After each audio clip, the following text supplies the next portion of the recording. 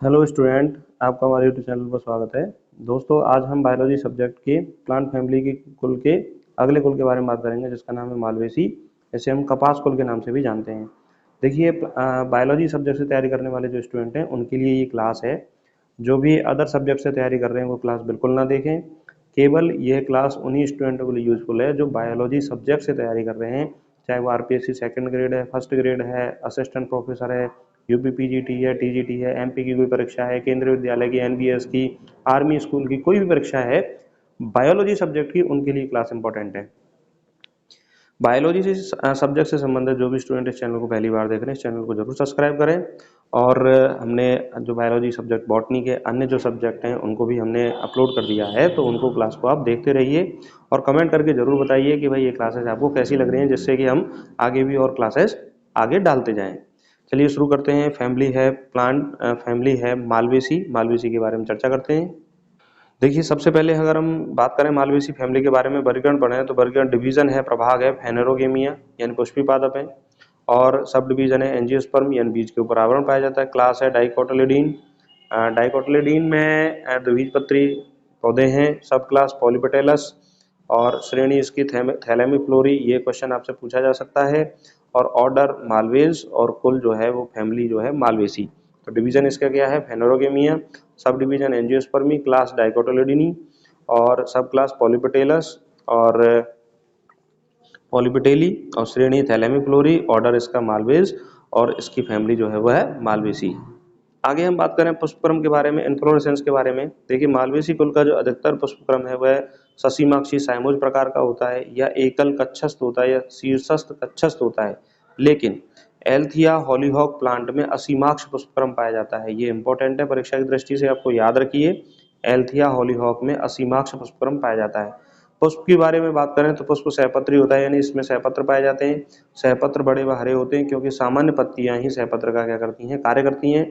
पुष्प पूर्ण होता है, नियमित होता है, जायांगदर हाइपोगाइनस होता है, और पंचतई पेंटामेरस होता है। तो पुष्प के बारे में भी विशेष लक्षणों में यहाँ से क्वेश्चन पूछा जाता है, इसको भी आप याद रखो। पुष्प सूत्र के बारे में बात करें तो बीआर मतलब हो गया ब्रैक्टिएट यानी सहपत्री।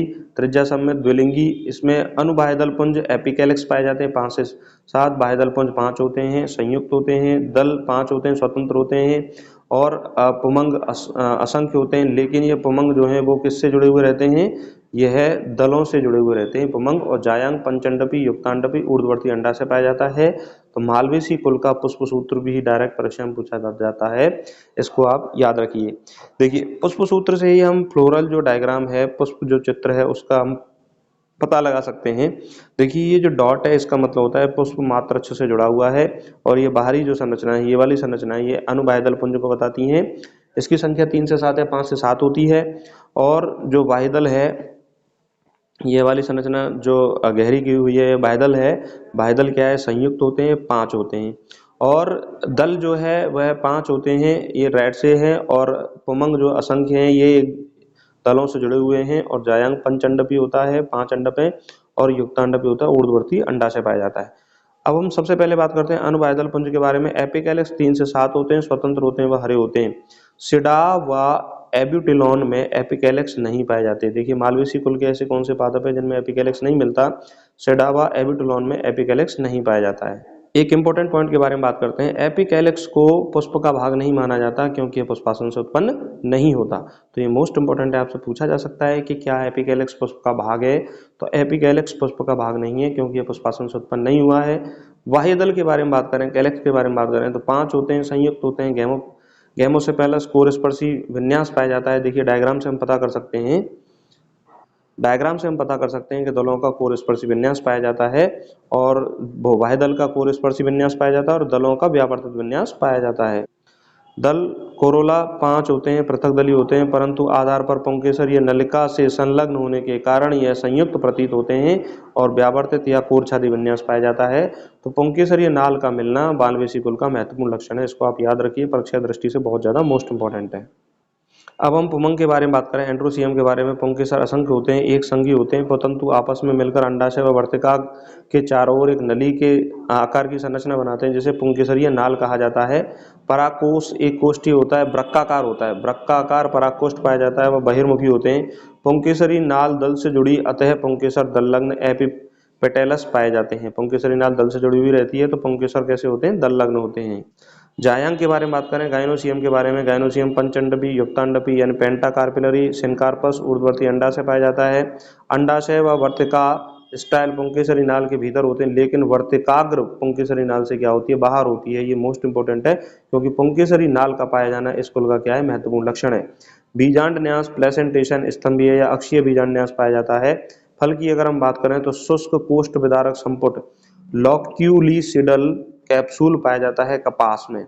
तो लॉक्यूलिसिडल जो कोष्ठ विदारक संपुट जो फल है वो कपास में मिलता है, तो ये इंपॉर्टेंट है, पूछा जाता है। और साइजोकार्पिक फल विदुर जो फल है मालवा व साइडा में साइजोकार्पिक फल पाया जाता है। विदुर जो फल है साइजोकार्पिक फल है वह मालवा व साइडा में साइजोकार्पिक फल पाया जाता है। बीज के बारे में बात करें तो बीज अभ्रूणपोषी नॉन एंडोस्पर्मिक बीज होता है। कपास के बीज पर क्या पाए जाते हैं, रोम पाए जाते हैं।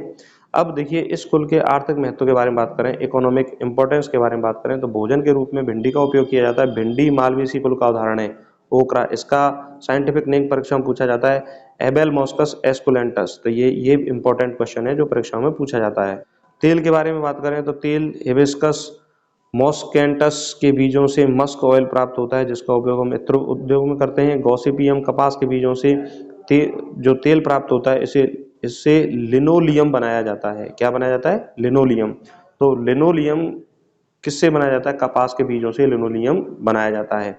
अब हम रेशे के बारे में बात करें, देखिए कपास गॉसिपियम के बीजों से रेशे प्राप्त होते हैं जिनमें 95% तक सेलुलोज पाया जाता है।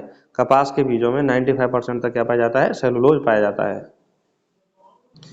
कपास की प्रजातियों के बारे में बात करें तो इसके बीजों में ए, डी, ई व बी कॉम्प्लेक्स जो विटामिन है पाई जाती हैं। और देखिए कपास की जो प्रजाति है गॉसिपियम हिर्सुटम, इसको नरमा कॉटन या अपलैंड कपास के नाम से जाना जाता है। Gossypium arboreum, Gossypium barbadense, Gossypium arboreum को ट्री कॉटन भी कहा जाता है। ये दोनों इजिप्शियन कपास हैं। गॉसिपियम आर्बोरम और गॉसिपियम बारबेडेंस इजिप्शियन कपास के नाम से जानी जाती हैं। सॉफ्ट फाइबर के बारे में बात करें, बास्ट फाइबर मिलते हैं। देखिए पटवा हिबिस्कस सबडारीफेरा इसका साइंटिफिक नेम है। तो पटवा भी मालवेसी कुल का उदाहरण है जिससे बास्ट फाइबर मिलता है। अगले हम बात करें क्वींसलैंड लैंप रोजेला हेम्प किस पौधे को कहा जाता है, तो सिडा रोम्बिफोलिया को क्वींसलैंड लैंप प्लांट कहा जाता है, सिडा रोम्बिफोलिया को। तो यहाँ से भी क्वेश्चन पूछा जा सकता है। पटसन को डेकन हेम्प कहते हैं। हिबिस्कस कैनाबिनस इसका साइंटिफिक नेम है। चाइना जूट को इंडियन मेलो कहा जाता है। एब्यूटिलॉन एशियाटिकम इसको कहा जाता है। क्यूबा वास्ट हिबिस्कस इलेटस से प्राप्त होता है और बेलायती सन यूरेना लोबाटा से प्राप्त होता है। बेलायती सन यूरेना लोबाटा से प्राप्त होता है। अगर हम सजावटी पौधों के बारे में बात करें, मालवेसी कुल के ऑर्नामेंटल प्लांट्स के बारे में बात करें तो गुड़हल को चाइना रोज या शू फ्लावर कहते हैं। इसका साइंटिफिक नेम परीक्षा में पूछा जाता है। इसका साइंटिफिक नेम है हिबिस्कस रोजा साइनेंसिस। इसके दलों से इंपॉर्टेंट बात है, इसके दलों से पिटल से लाल बूट पॉलिश तैयार की जाती है। तो ये पूछा जा सकता है आपसे कि किसके दलों से लाल बूट पॉलिश तैयार की जाती है, गुड़हल के दलों से लाल बूट पॉलिश तैयार की जाती है। हॉलीहॉक को गुलखेरा कहते हैं। एल्थिया रोजिया इसका साइंटिफिक नेम है। इसकी पत्तियों से नीला रंजक प्राप्त होता है। पारस पीपल अम्ब्रेला ट्री थेस्पेसिया पोपुलनिया से पीला रंजक प्राप्त होता है। पेबोनिया ओडोरेटा की जड़ों में हिना नामक परफ्यूम पाया जाता है। और कॉटन रोज गुले अजूबा को कॉटन रोज कहा जाता है। हिबिस्कस म्यूटेबिलस इसका साइंटिफिक नेम है। ये इसके जो पुष्प हैं सुबह सफेद होते हैं और दिन में गुलाबी होते हैं, जिनको हम सजावटी पौधों के रूप में उपयोग करते हैं। अगर हम औषधीय पादपों के बारे में बात करें, मेडिसिनल प्लांट के बारे में बात करें तो अब्यूटिलॉन इंडिकम की जड़ का बुखार में उपयोग किया जाता है। एल्थिया ऑफिसिनेलिस व गुड़हल की जड़ों का उपयोग खांसी में किया जाता है। यूरेना रेपेंडा की जड़ों का उपयोग हाइड्रोफोबिया में किया जाता है, यानी कि जल की एलर्जी के रोग में उपयोग किया जाता है। एल्थिया रोजिया और पेबोनिया ओडोरेटा की जड़ का उपयोग पैचेस रोग में किया जाता है। किस में किया जाता है, पैचेस रोग में। आगे हम बात करें एडेंसोनिया डिजिटाटा मंकी ब्रेड ट्री इसको कहते हैं। कल्प वृक्ष का वैज्ञानिक नाम है, तो कि कल्प वृक्ष भी मालवेसी कुल का पौधा है। ये इसकी पूछा जा सकता है आपसे। इसका साइंटिफिक नेम है एडेंसोनिया डिजिटाटा। मंकी ब्रेड ट्री भी इसको कहा जाता है। इसकी छाल से कोनेन के समान औषधि प्राप्त होती है, जिसका उपयोग हम मलेरिया रोग में करते हैं। थेस्पेसिया पोपुलनिया का उपयोग त्वचा रोगों में करते हैं। और हिबिस्कस इलेटस और थेस्पेसिया पोपुलनिया की कास्ट का उपयोग नाव व रेलवे के स्लीपर बनाने में किया जाता है। बहुत ज्यादा मोस्ट इंपोर्टेंट क्वेश्चन है परीक्षा की दृष्टि से कि किसकी जो कास्ट है, लकड़ी है, उसका उपयोग नाव व स्लीपर बनाने में किया जाता है। तो हिबिस्कस एलेटस व थैस्पेसिया पोपलनिया का जो कास्ट है उसका उपयोग नाव व स्लीपर बनाने में हम करते हैं। तो इस तरह से दोस्तों आशा करता हूँ मैं कि आपको ये जो मालवेसी कुल है समझ में आया होगा। अगर एक बार में ये समझ में नहीं आता है तो इस क्लास को आप दोबारा देखिए और इस क्लास को ये क्लास कैसी लगी कमेंट करके जरूर बताइए, जिससे कि आगे वाला जो सिलेबस है वो आपको प्राप्त होता रहेगा। और देखिए ये फ्री ऑफ कॉस्ट क्लास है, आपको कोई भी सिलेबस लेने की जरूरत नहीं है। और देखिए रिवीजन के हिसाब से भी बहुत ज़्यादा इंपॉर्टेंट है। आप मान लीजिए परीक्षा इंपॉर्टेंट है तो इस समय भी आप इस क्लासेस को देख के और अपना एग्जाम दे सकते हो। यहाँ से बहुत ज़्यादा क्वेश्चन आपको परीक्षा में देखने को मिलेंगे और ज़्यादातर मैं तो कह रहा हूँ कि आपको अधिकतम क्वेश्चन वो है इन्हीं क्लासेस से आपको देखने को मिलेंगे। और इसी के साथ जो भी स्टूडेंट पहली बार इस चैनल को देख रहे हैं इस चैनल को जरूर सब्सक्राइब करें। नमस्कार, धन्यवाद।